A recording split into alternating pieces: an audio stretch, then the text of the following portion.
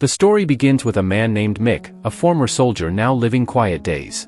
That morning, he is seen preparing for an important journey, carrying a folder of documents and an old photo with his younger brother.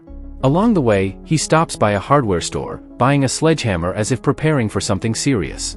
Not long after, his trip ends in front of an old rubber factory, a worn-out building rarely operating but hiding a dark secret inside.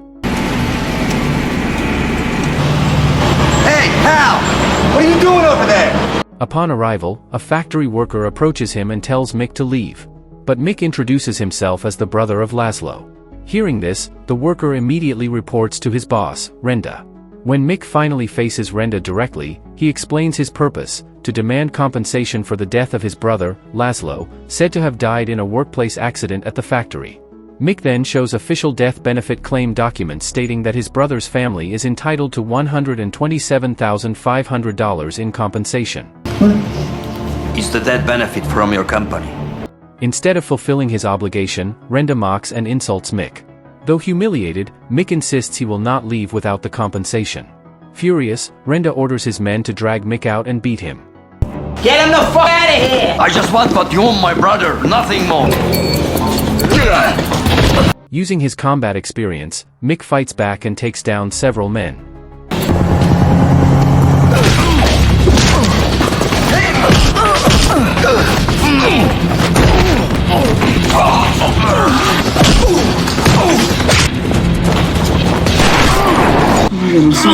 Are you okay?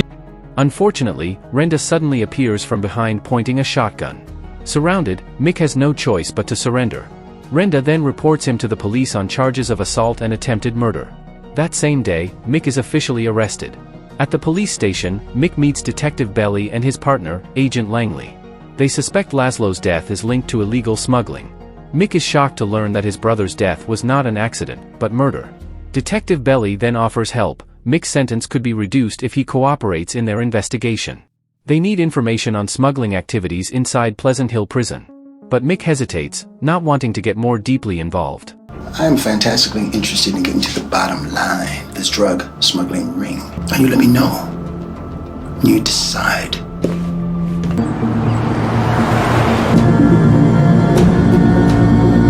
Some time later, Mick is transferred to Pleasant Hill Prison, a remote facility.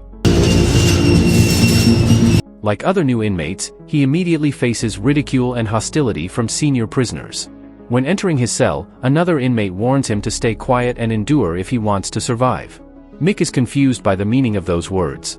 Soon, a guard orders all inmates back to their cells as the doors are about to be locked. Back to your cells! Let's go!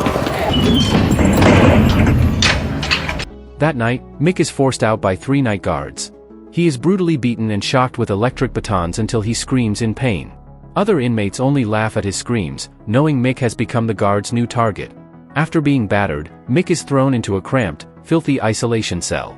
The next morning, Mick is visited by the prison head, a woman called Warden. Unlike the usual image of a prison chief, she appears glamorous like a socialite in expensive clothes. Calmly, she offers him a cup of coffee and engages him in casual conversation. But within her words lies a threat: if Mick wants to survive, he must obey the prison's rules, or be ready for worse punishment than he suffered the previous night. From this, Mick realizes the woman is dangerous and cunning. I'm building a better place here. After leaving isolation, Mick joins the other inmates for breakfast. There he befriends Tex, the neighbor from the next cell. Tex warns Mick not to resist, saying the torture he suffered was only a welcome tradition for new prisoners.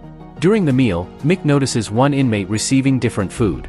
Bud, another prisoner, explains that the man is Bunin, a powerful figure working for the warden. Mick is warned not to mess with him.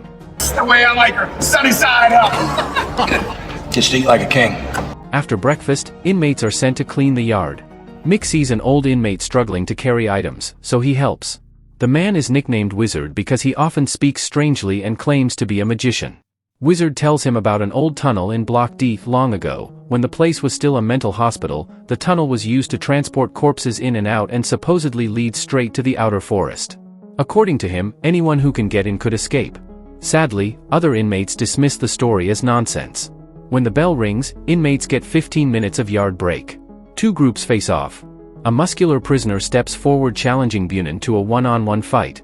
As ruler of cell block 13, Bunin confidently accepts. Why don't the guards stop it? Stop it? Hell, they're placing bets. They like the...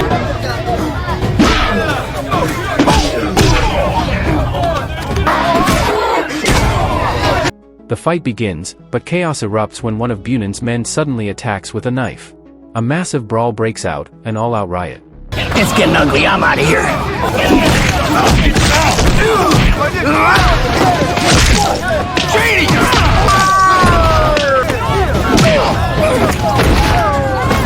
Guards fire tear gas, while from the tower above, the warden orders warning shots to regain control.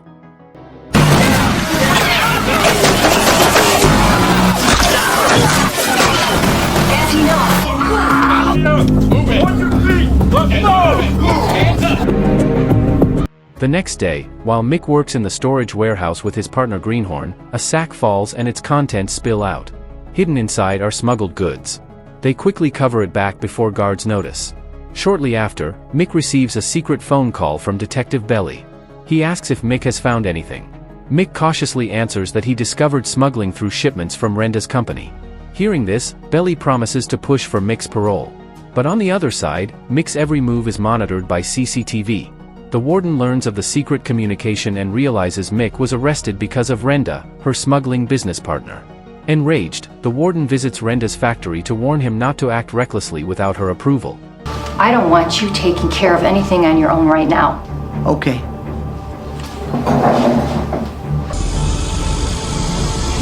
Back in prison, the frightened Greenhorn tries to flee from the sadistic guards. But he is caught and shocked with extreme voltage until he dies instantly. I swear I didn't do anything wrong!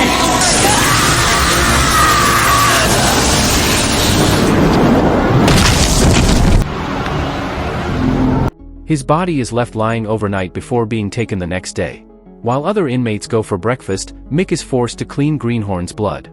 At that moment, the warden approaches again, offering him a deal.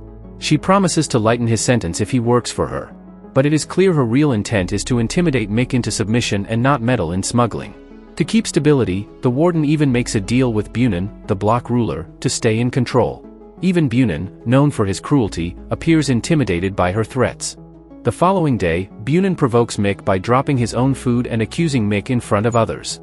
Mick refuses to stay silent and boldly challenges him back, enraging Bunin.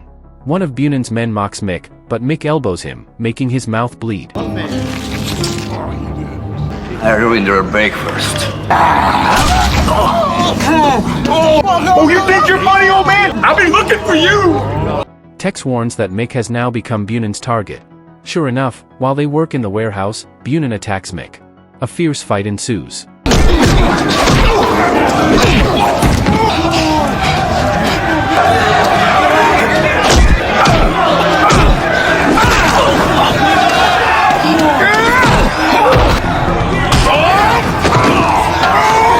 Mick nearly defeats him by choking him, but the warden appears and throws a metal chain to Bunin.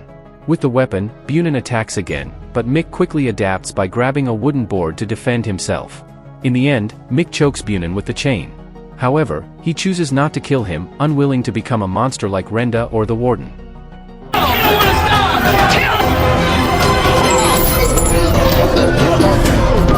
This decision disappoints some inmates who hoped Bunin would be eliminated.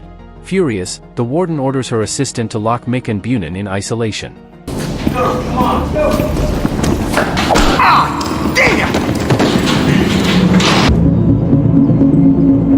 Soon after, a doctor enters Mick's cell carrying a syringe.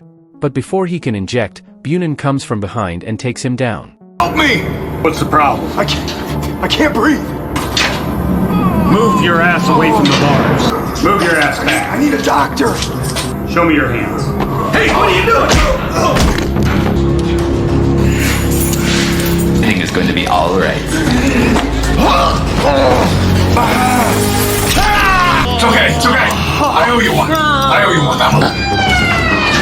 Come on, let's go this way. It turns out Mick and Bunin secretly planned an escape. Meanwhile, other inmates prepare a riot against the guards.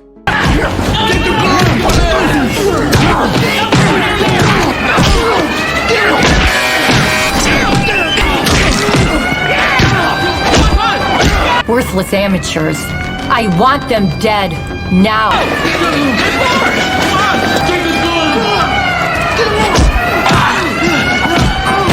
Mick and Bunin head to the prison chapel looking for a way out, but the door is locked, and the key is with a guard. They are forced to fight him to get it. When the door finally opens, they are shocked to find a room filled with weapons, ammunition, and explosives, normally used by guards to intimidate inmates. While checking the room, a group of guards storm in. Bunin brutally fights them, while a massive prison riot breaks out everywhere.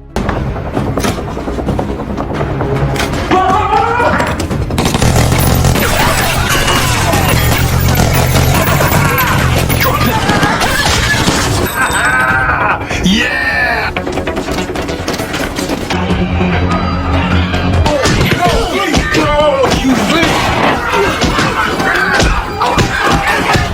Where's our control? We gotta get out of here now! Panicked, the warden tries to flee with her assistant, but sacrifices him without hesitation to save herself.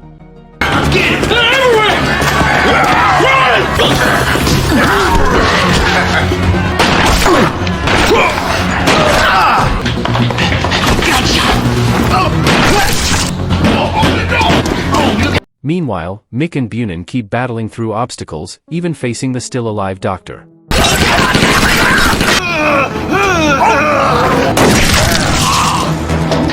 They also witness Wizard being mercilessly shot dead.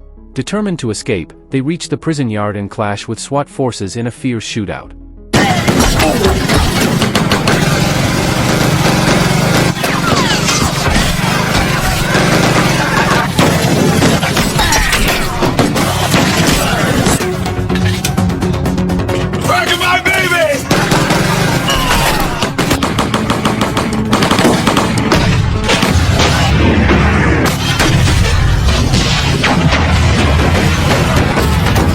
As things grow desperate, they find two exits and decide to split up to move faster. Bunin eventually discovers a hidden door leading to the tunnel Wizard once described. Just as he is about to call Mick, the warden appears to kill him. But Mick arrives just in time and shoots the warden. As always, she tries sweet-talking her way out, but this time it is useless. Without hesitation, Mick ends her life in the prison she built with dirty money. You can't do this to a woman. You may be a woman, but you are no lady.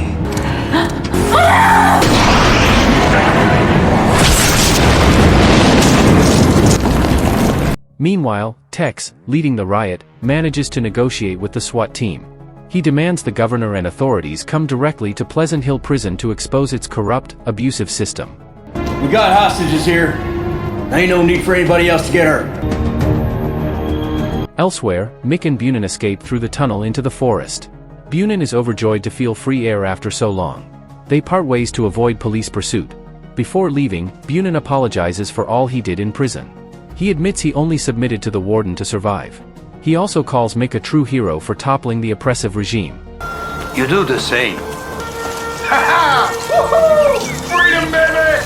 Weeks later, Mick visits his brother's grave for the first time. Suddenly, several police cars surround the area. Mick panics, thinking he will be arrested again. But Detective Belly and Agent Langley appear, calming him with news that Mick's fugitive status has been cleared. Thanks to his help, the police successfully dismantled America's biggest smuggling syndicate, and the governor agreed to drop all charges. More than that, Mick finally receives the death compensation for his brother that he had fought for from the beginning.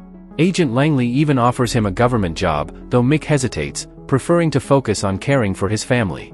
The final scene shows Mick returning to Renda's factory carrying the sledgehammer he once bought. With a threatening tone, Mick forces Renda to confess all his crimes, then ties him to a running grinder machine. At last, Renda faces the punishment for his deeds, and Mick avenges his brother's death. Thus the film ends. If you enjoyed this video, don't be shy, hit the like button, and if you disliked it, hit the dislike button twice just to be sure. You should watch the full movie. Thank you very much for watching.